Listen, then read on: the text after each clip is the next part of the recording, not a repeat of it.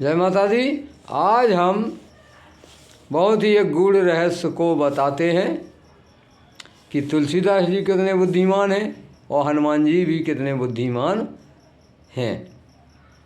तुलसीदास जी कितने बुद्धिमान थे और हनुमान जी कितने बुद्धिमान हैं, तो इस विषय पर आज हम बताते हैं एक चौपाई को लेकर के कि सुरसा नाम अहिन कै माता, पठ इन आई कही ते हैं बाता।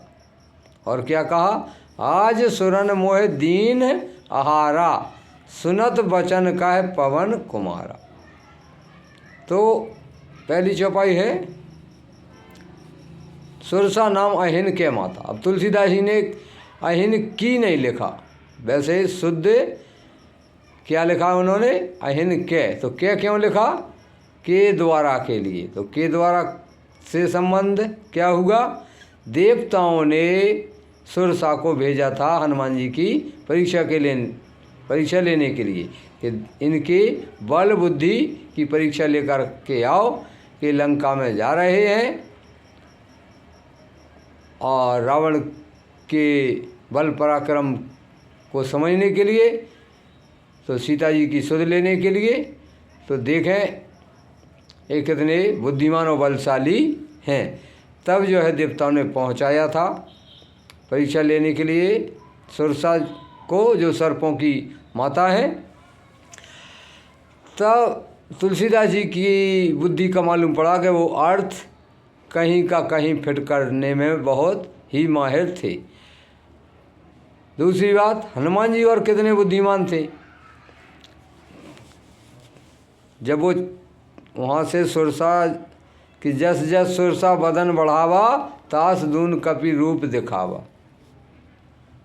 सत्य योजन तह आनंद कीना, अति लघु रूप पवन सुध लीना।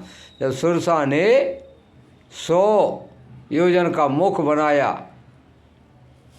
बहुत बड़ा मुख बना लिया। अब 1 योजन 400 कोस का होता है, तो 100 योजन 100 चौके 400 कोस, इतना बड़ा बना लिया। लेकिन उन्होंने छोटा रूप रख लिया हनुमान जी ने। अब जस जस सुरसा बदन बढ़ावा, जैसे जैसे सुरसा माता अपना बदन यानी शरीर, बदन मान मुख भी होता है, तो बढ़ाती हैं, उसी तरह हनुमान जी बढ़ा देते हैं। उन्होंने 32 योजन किया तो उन्होंने 64 कर दिया हनुमान जी ने। इस तरह से उन्होंने 100 योजन किया तो फिर उन्होंने हनुमान जी ने अति लघु रूप पवन सुध लीना, बिल्कुल छोटा सा रूप रख लिया मच्छर जैसा।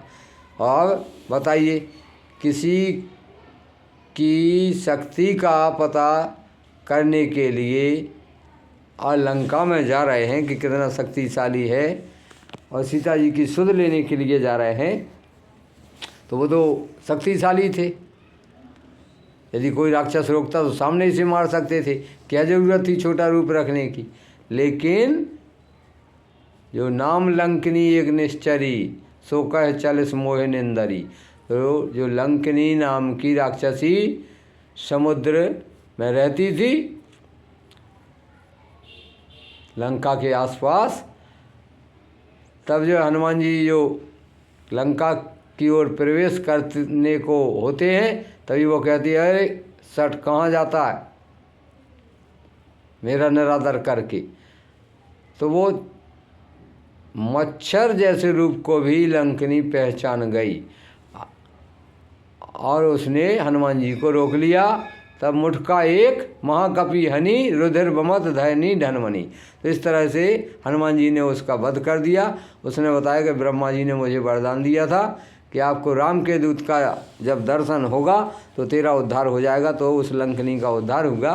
और वो बता गई कि रावण के पराक्रम के बारे में और उनकी गतिविधियों के बारे में बता गई कि रावण की क्या क्या विशेषता है, कैसा कहाँ रहता है, कैसी कहाँ व्यवस्था है। तो हनुमान जी इस तरह से लंका में प्रवेश करते हैं, सीता जी की सुध लेते हैं कि अशोक वाटिका में बैठी हैं, और तब वो मुद्रिका डालते हैं और सीता जी की सुध लेकर के रामचंद्र जी के पास आते हैं। लेकिन ये चौपाई हमने क्यों सुनाई कि हनुमान जी कितने बुद्धिमान हैं कि छोटा सा रूप रखा उन्होंने।